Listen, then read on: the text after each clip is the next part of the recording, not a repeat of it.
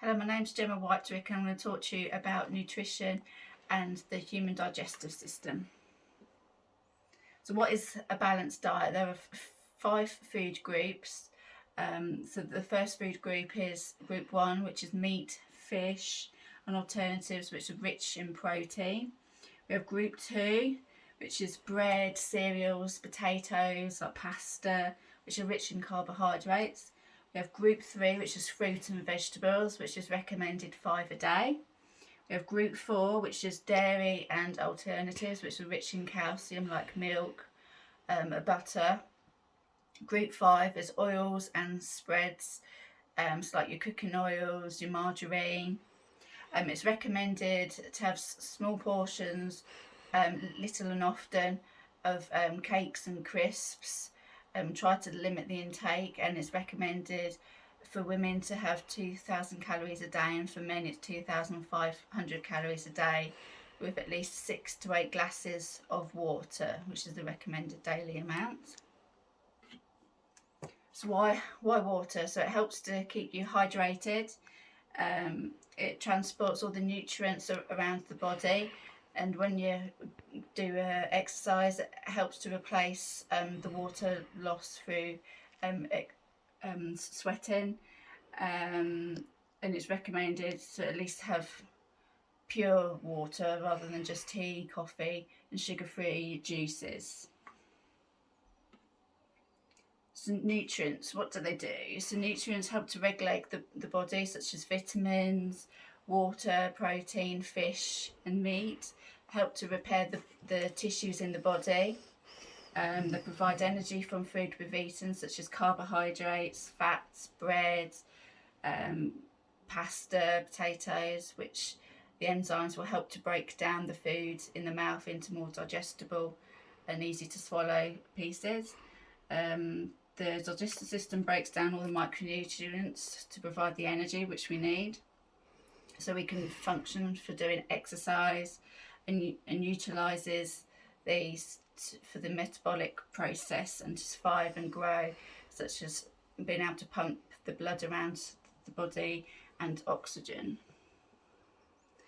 Enzymes are special protein molecules. They can speed up or catalyse the reactions in the body, depending on where the enzyme cells are, and the role they play. If they're too hot, they break down, and if they're too slow, they don't work properly. And the recommended body temperature is 37 Celsius. So we have the salivary gland, which helps to moisten all the food in the mouth and helps to break down the food. We also have the peptides, which helps to break down all the large proteins, such as your carbohydrates, so it's more digestible. There's pH, temperature, which depends on the body and where the enzymes are, depends on whether it's alkaline or acidic.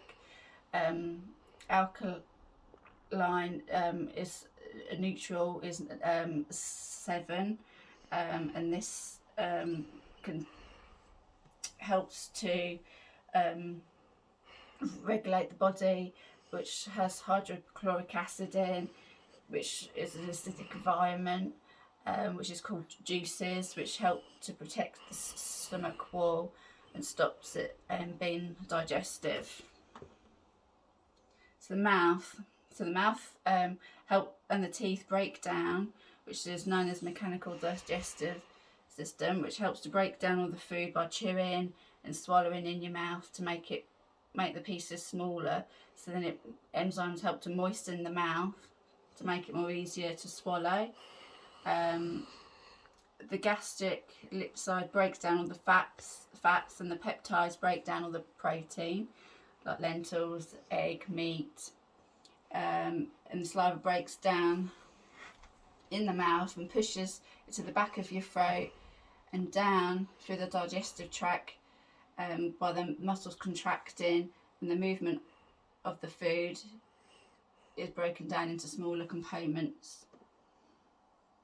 So the stomach, the food comes down the esophagus, and then comes into the stomach, which secretes acids and enzymes that continue to break the food down.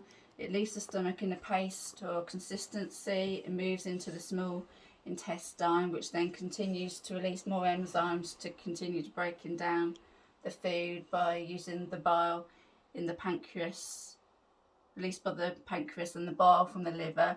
The bile aids digestion of the fat and eliminates all the waste products. So the pancreas helps to secrete small enzymes into the intestine. It breaks down more of the fat and carbohydrates from the food. And the liver secretes the bile and cleanses and purifies the blood coming from the small intestine, containing all the nutrients absorbed. So the gallbladder stores all the bile from the liver. If it needs more, it travels up to the gallbladder. It contracts bile into the small intestines, and once the nutrients are absorbed, they leave the leftover liquid passes through the small intestine into the large intestine, which is called the colon. So large intestine, so this stores all the waste from the digestive process. It passes through with contractions.